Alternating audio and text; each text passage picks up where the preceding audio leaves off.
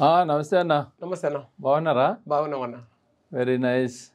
ఏమన్నా ఇక్కడ మా మల్లన్న ఆఫీస్కి వచ్చారు, మిమ్మల్ని చూసి మీ గురించి తెలుసుకోవాలని చెప్పి అన్న అడుగుతున్నా అన్న. మీ పేరేంటన్నా?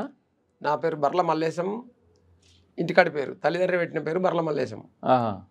అన్నళ్ళ నక్సలైట్లలో పెట్టిన పేరు గంగన్న. గంగన్న పేరుతోటి నేను 8 సంవత్సరాలు పార్టీలో అండర్ గ్రౌండ్లో పనిచేయడం జరిగింది. మాజీ నక్సలైట్ అన్న? ప్రెజెంట్ కూడా? మాజీ నక్సలైట్. ప్రెజెంట్లీ కూడా? ఇప్పుడు కూడా మాజీ నక్సలైట్. అందులో ఉన్నప్పుడు నక్సలైట్, ఇప్పుడు మాజీ నక్సలైట్. ఇప్పుడు అవునా? అంతే. అయితే నక్సలైట్గా మీరు పాతప్పుడు బాగుండేనా, ఇప్పుడు బాగుందన్నా? ఇప్పటి వ్యవస్థను చూస్తే పాత రోజులే బాగుండి అనిపిస్తుంది అన్న. పాత రోజులు. ఎందుకంటే ఈ దోపిడీ, అవినీతి, ఎక్కడ చూసిన కబ్జాలు, ఎక్కడ చూసినా బడుగు బలైన వర్గాలు అన్యాయానికి గురవుతారు. అవును. ఉన్నోని చేతుల్లో రాజ్యం ఉంది, ఉన్నోని చేతుల్లో డబ్బు ఉంది, ఉన్నోని చేతుల్లో భూమి ఉన్నది, ఉన్నోని చేతుల్లో అన్నీ ఉన్నాయి. కాబట్టి లేనోళ్ళు జనాభా ఇప్పుడు లేనోళ్ళ శాతం ఎక్కువ అయిపోయింది, పెరిగిపోతుంది. పేదరికము, నిరుద్యోగము, ఆకలి చావులు, తర్వాత ఉద్యోగాలు లేక, పని లేక. అవునన్న.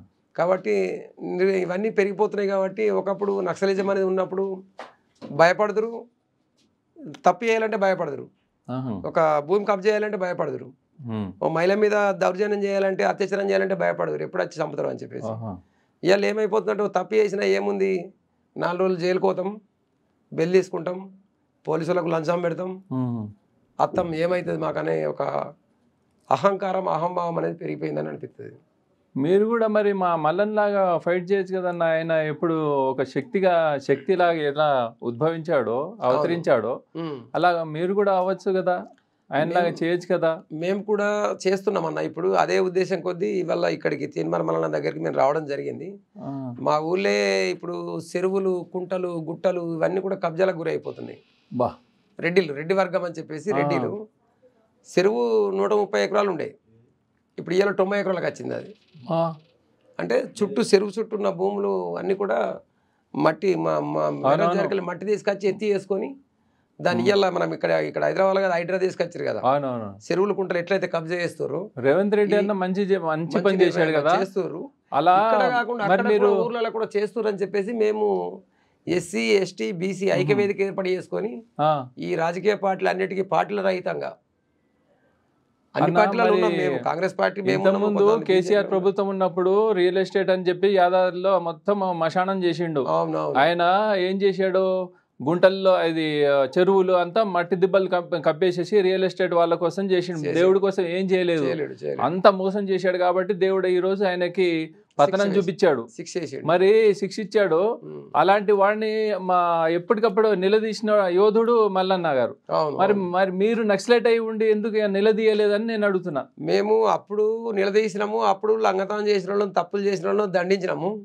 ఇప్పుడు అవకాశం లేదు కాబట్టి సెల్ ఫోన్ వ్యవస్థ పెరిగింది కాబట్టి ఇప్పుడు అది సాధ్యం కాదు అని చెప్పేసి బయటకు 2003లో అప్పటి ఎస్పీ ఆర్ఎస్ ప్రవీణ్ కుమార్ ఉండే, కరీంనగర్ ఎస్పీగా. ఆయన ముందట భార్యాభర్తల ఇద్దరం లొంగిపోవడం జరిగింది. లొంగిపోయి ఇప్పుడు ప్రజల్లో చైతన్యవంతం తీసుకొస్తూ ఇటువంటి దోపిడీ జరిగిన కాడ, అన్యాయం జరిగిన కాడ, సమస్యలు ఉన్న కాడ రోజు పొద్దున కలుస్తారు. ఖచ్చితంగా 7 గంటల నుంచి 10 గంటల దాకా ఊళ్ళో నేను టైం ఇస్తా. వాళ్ళ సమస్యలు ఉంటే మాట్లాడు, చేసుడు, నిలవాడు. మీ ఆదాయం ఎట్లా అన్న ఇప్పుడు? నెల ఎలా వస్తుంది? గొర్రెలు ఉన్నాయి మాకు. గొర్రెలు ఉన్నాయా? గొర్రెలు ఉన్నాయి. ఒక పిల్లని అమ్మితే 10,000 వస్తాయి.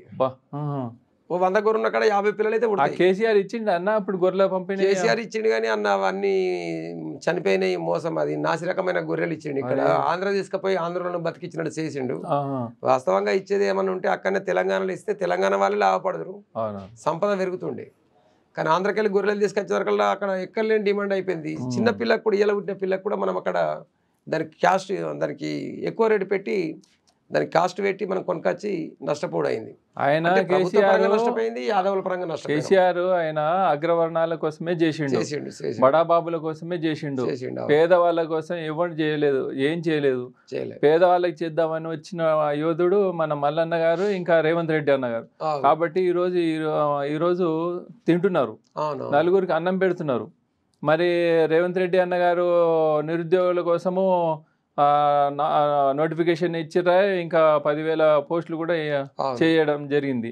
మరి మల్లన్న గారు కూడా ఎవరిని పడితే వాళ్ళని అన్యాయం జరిగితే న్యాయం చేకూర్చేలా పోరాడుతున్నాడు, చేస్తున్నాడు కూడా, ఇంప్లిమెంట్ చేస్తున్నాడు. అలాంటి వాడు మల్లన్న మన తమ్ముడు సీఎం అవ్వాలని నేను కోరుకుంటున్నా. అవుతాడు, పక్కా అవుతాడు. ఎందుకంటే ఇలాంటి వాళ్ళు బడు బలహీన వర్గానికి చెందినటువంటి వాళ్ళు ఇప్పటి వరకు కాలేదు, ఆయన చేసి చూపిస్తాడు.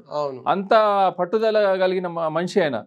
70 కేసులు వేస్తేనే ఓడిపోకుండా, నా తల దించకుండా తల నరికినోడు అతను మల్లన్న తమ్ముడు. సో అలా ఒక యోధుడిలాగా మీరు ఎందుకు తయారు కాలేరు నేను అడుగుతున్నాను. అంటే మీరు మావోయిస్ట్ ఎంత ఉడుకు రక్తం ఉండాలి తెలుసా?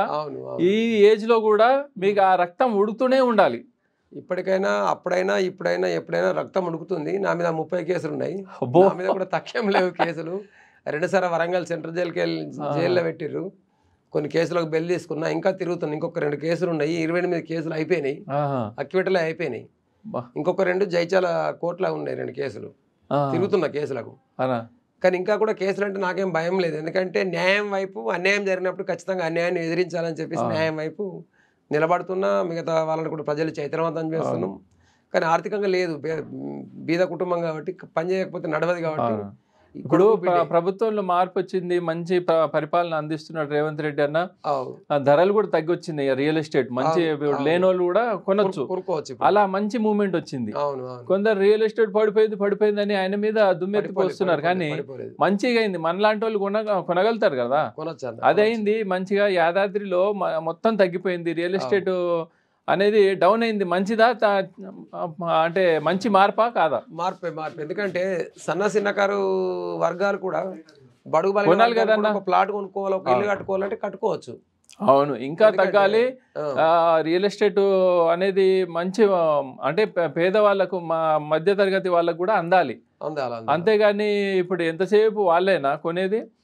ఇప్పుడు అన్న మాకు కూడా ఎంత అన్యాయం జరిగిందంటే, కేసీఆర్ టైంలో నేను ఎంఏ చేశాను ఉస్మాన్ యూనివర్సిటీ నుంచి. అయితే నాకు ఉద్యోగాలు లేవు, నోటిఫికేషన్ లేవు. పోరాడినా, కొట్లాడినా.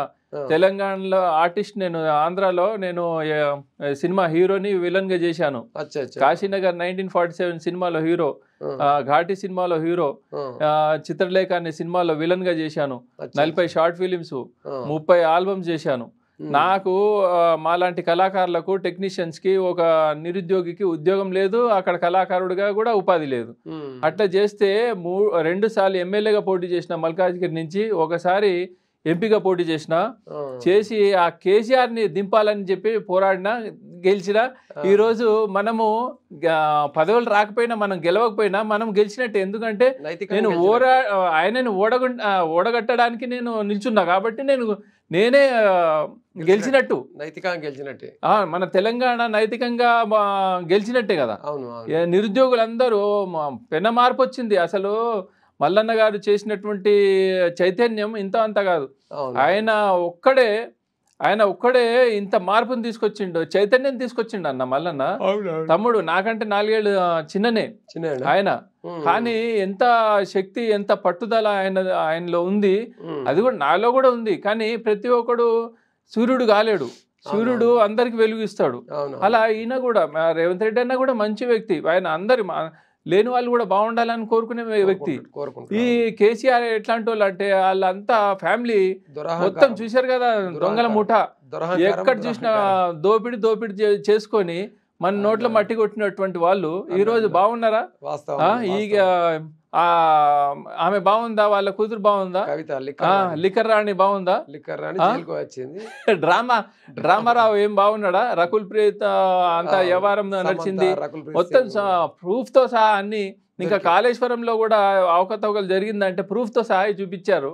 మరి ఇప్పటి వరకు అరెస్ట్ చేయలేదని అంటే చూస్తున్నాడు అన్న రేవంత్ రెడ్డి అన్న కూడా చూస్తున్నాడు, చూసి వేస్తాడు.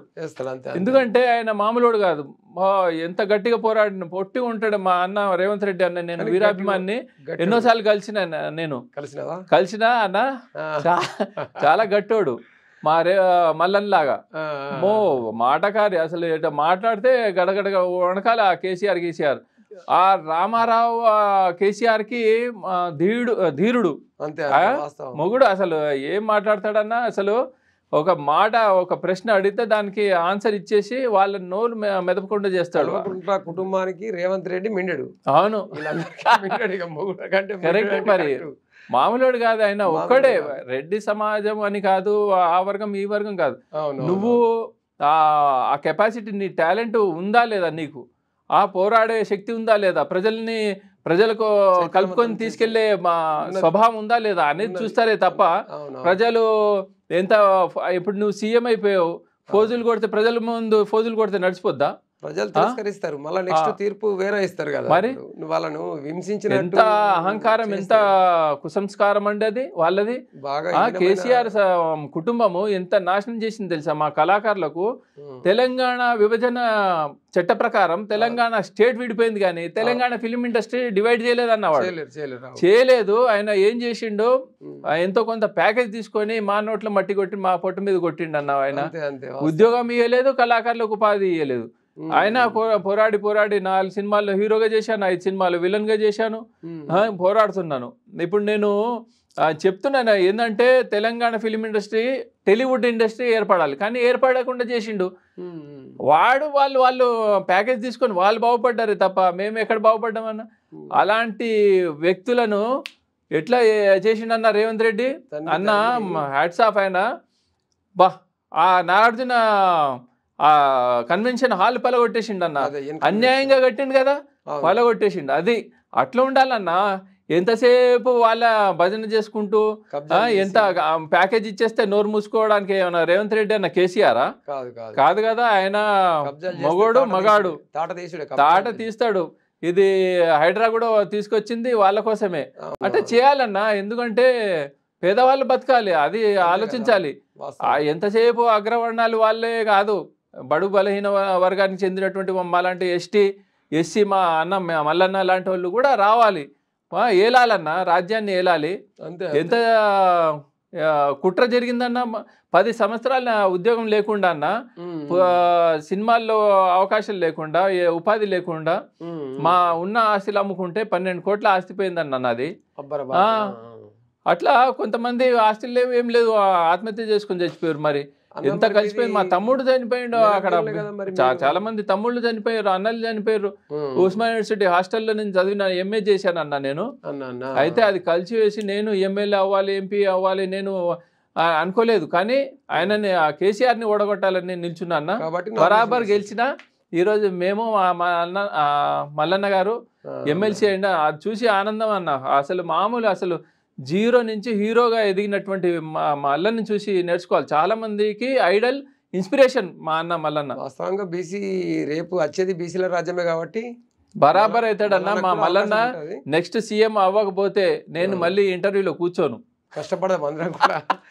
నెక్స్ట్ వచ్చే ఎలక్షన్ లో పెను మార్పు అన్న. ఇప్పుడు మల్లన్న గారు పార్టీ పెడితే అంత మల్లన్న సైడ్ వచ్చేస్తారు. ఇంకోటి ఏదో ఇక బీజేపీ టగ్ ఆఫ్ ఉంటుంది, ఇద్దరి మధ్యనే ఉంటుంది తప్ప మళ్ళీ బీఆర్ఎస్ వచ్చే ప్రసక్తి లేదు. మళ్ళీ వస్తే కూడా మేము రానియము, రాయకుండా మేము నిల్చుంటాం, మళ్ళీ నిల్చుంటాం, మా ఎమ్మెల్యేగా నిల్చుంటాం. అన్న ఎంబడి ఉంటా, నేను ఎమ్మెల్యే మా మల్లన్న గారు ఎంబడి ఉంటా. అన్నని సీఎం చేసేంత వరకు నేను ఖాళీ కూర్చోను, నిద్రపోను కూడా. అన్న మీ ప్రాపర్ ఎక్కడైతే? నాది మెదక్ డిస్టిక్ అన్న, రామాయంపేట జడ్చేరు తాండా. మా విలేజ్ లో మా నాన్నగారు ఒక డిఎస్పీగా, అంటే ఎస్ఐగా ఆయనని పిలిచి మరి ఉద్యోగం ఇచ్చారు. ఆ రోజుల్లో డిగ్రీ చేసిన వాళ్ళు ఎవరు ఉన్నారో అనే డబ్బు కొట్టేటోళ్ళు ఊర్లో, చాటింపు చేసేటోళ్ళు.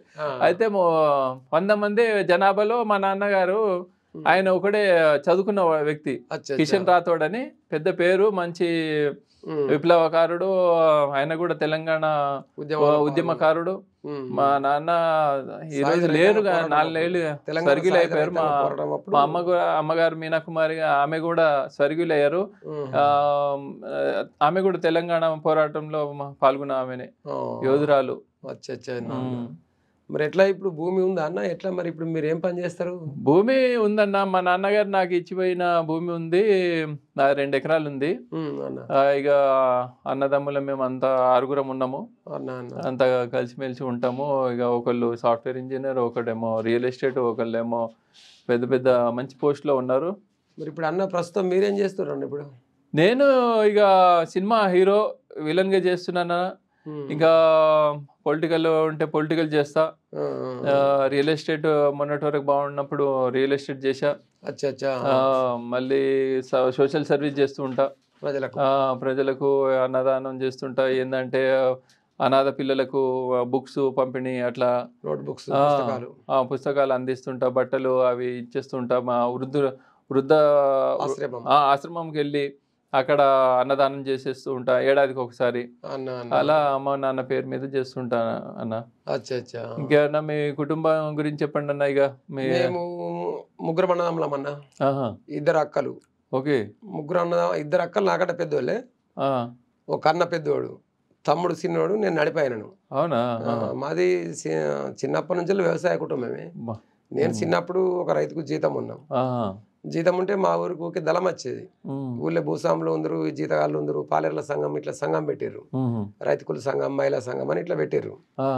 బీడీలు చేసేటలో కూడా బీడీ రేట్లు పెంచాలా, వాళ్ళకు అజారుగింత అని రేటు పెంచాలని చెప్పేసి అట్లా స్టార్ట్ అయింది. తర్వాత ఈ జీతగాళ్ళు కూడా కూలి రైతుల దగ్గర జీతం ఉంటారు కదా, జీతాల సంఘం కూడా ఏర్పాటు చేసారు. అట్లా అప్పుడు నేను దాంట్లో పాలేర్ల సంఘంలో కూడా ఉన్నాం. అప్పుడు నాకు అసలు చదువు రాకపో, ఆర్థిక పరిస్థితి బాగలేదు. ఎందుకంటే 5 కుటుంబము ఎకరం 2 ఎకరాల్లో ఏం పండేది కాదు, ఇబ్బంది అవుతుంది. కాబట్టి మా బాపు ఒక రైతుకు జీతం ఉంచండు. జీతం ఉంచితే చదువు రాకపో, దళం కలుతుండే.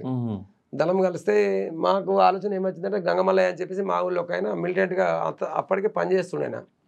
నాకంటే వయసు రీత్యా ఇప్పుడు ప్రభుత్వము ఇప్పుడు ఈ రైతులకని నిరుద్యోగులకని ఈ పాలసీలు స్కీమ్స్ తీసుకొచ్చింది మంచిదే అంటారా, లేకపోతే? మంచిదే, కానీ అలా దళారీ వ్యవస్థను తగ్గించాలి. వాస్తవంగా నేరుగా బ్యాంకులు ఎలాంటి షరతులు లేకుండా రైతులకైనా మిగతా వాళ్ళకైనా తక్కువ వడ్డీకి రుణాలు ఇవ్వగలిగితే, దానికోసం ఇలా మనం ఆస్తులు తనఖా పెట్టుకోవడం, భూమి తనఖా పెట్టుకోవడం, లేకపోతే జమనాతులు ఇవ్వడం, టైం కట్టలేమని చెప్పేసి వేధించుడు, ఇటువంటి జరుగుతున్నాయి. కాబట్టి షరతులు లేకుండా అంటారన్నా ఇవి స్కీమ్స్ పెట్టద్దు, వాళ్ళు ఇట్లా ఫ్రీగా తిని బతికితే ఏం పని చేస్తారా అంటారన్న. ఇది కరెక్టేనా అన్న? వాళ్ళ కొంతమేర కరెక్టే. రాష్ట్ర ఆదాయము ఇప్పుడు ఇలా ఉచిత బస్సులు పెట్టారు. రాష్ట్ర ఆర్థిక పరిస్థితి అంతంత మాత్రమే ఉంది. ఎందుకంటే కేసీఆర్ ఉన్న భూములన్నీ అమ్మేసి కోకపేట భూములు అమ్మిండు, గవర్నమెంట్ భూములన్నీ అమ్మేసిండు. కాబట్టి ప్రభుత్వానికి ఇప్పుడు వచ్చే ఆదాయం కూడా లేదు. ప్రభుత్వాన్ని నిలదీస్తారు వాళ్ళు ఉన్నారు కదా, నిలదీసే కేసీఆర్ దొంగల ముఠా ఫ్యామిలీ వాళ్ళంతా అసెంబ్లీలో రేవంత్ రెడ్డి అన్నకి నువ్వు స్కీమ్స్ అమలు చేస్తున్నావా అని అడుగుతున్నారు. అరే మీరు అసలు ఖజానా ఖాళీ చేసిపోయారు, 8 లక్షల అప్పులు చేసిర్రు, ఇంకా 6,500 కోట్లు వడ్డీలు కక్కిస్తా, మీ దగ్గర నుంచి కక్కిస్తా కొడకల్లారా, మీరు నన్ను స్కీమ్స్ ఇస్తావా లేదా అని అడిగేది ఏంద్రా మీరు అని గట్టిగా అడుగుతున్నా అన్న కూడా. వాస్తవం కదా, మామూలు కాదు. ఎందుకంటే తప్పు చేసినప్పుడు ఎవడైనా కానీ ఆ డబ్బులు రికవరీ చేయాలి.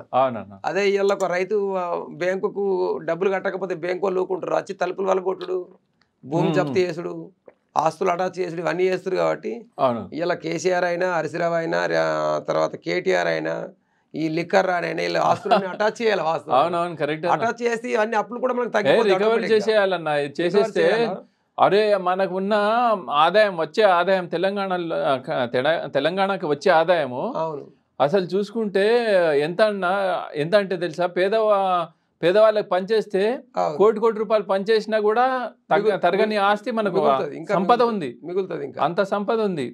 ఈ దేవాలయం పేరు మీద ఆయన చేసినటువంటి మోసము మామూలు మోసం కాదు. ఆ కేసీఆర్ యాదాద్రి నరసింహస్వామితోనే పెట్టుకున్నాడు. వాళ్ళు అంత దేవుని పేరు కేజీలు బంగారం వేసి వెళ్ళి కానుక చెల్లించినా భగవంతుడు ఊకుంటాడా? ఎంత ఇచ్చినా ఏంద్రా మీరు చేసింది ఏంద్రా లుచ్చా పాపుల్లారా అని చెప్పేసి దింపేయాలి. అయిపోయిందన్న. అట్లా ఉంటది. దేవుడితో ఆట ఆడుకోవద్దు ఎప్పుడైనా ఎవరైనా. మరి అన్న ఇక్కడ మీరు ఎట్లా కిరాయి ఉంటారా, ఇల్లు ఉన్నది ఇక్కడ మీకు? అన్న నాది 12 కోట్ల ఆస్తి పోతే ఇప్పుడు నేనే కిరాయిలో ఉంటున్నా. అంతేనా? నా కిరాయిలో ఉంటున్నా. మళ్ళీ లేస్తా, మంచి టైం వస్తుంది, నేను బతుకుంటే చాలు, మళ్ళీ సంపాదించుకోవచ్చు. ఏం కాదు. ఇక అన్న నాకు ఆదర్శం. మా తమ్ముడు నాకంటే 4 ఏళ్ళు తక్కువ. మళ్ళీ ఆయన 30 ఏళ్ళే, నిన్న నా 34. అయితే అన్నను చూస్తే నాకు ఎనలేని సంతోషం. అసలు అంబేద్కర్ గారు బతుకుంటే ఇలా ఉండేవారని అనిపిస్తుంది. అంత మహనీయుడు నిజంగా. అంబేద్కర్ మొన్న కేసీఆర్ వాళ్ళని కలవడానికి వెళ్ళినప్పుడు కూడా వాళ్ళకి ఉచ్చపడిపోయినట్టుంది. మామూలుడు కాదన్న నిజంగా. బాబు చాలా వాళ్ళ ఫ్యామిలీ పిల్లలు కూడా బీసీ బిల్లు మీద మద్దతు కోరడం కోసం పోయినట్టున్నారు. చాలా మంది ఏమన్నారంటే అగో మళ్ళీ తీర్మానం మళ్ళీ పోయి మరి వాళ్ళని కలిసిపోయిన చాలా యూట్యూబ్ లో వచ్చింది, అన్ని వచ్చినాయి. కానీ అన్న కలవట్లేదు, దొంగలతో కలవట్లేడు. అన్న ఎప్పటికైనా సింగిల్ హ్యాండ్ సింహం. అంతే అంతే అంతే అన్న. చాలా సంతోషం అన్న. Thank you. ఓకే అన్న. మీ పరిచయం మా ప్రేక్షకులకు అందించినందుకు ధన్యవాదాలు.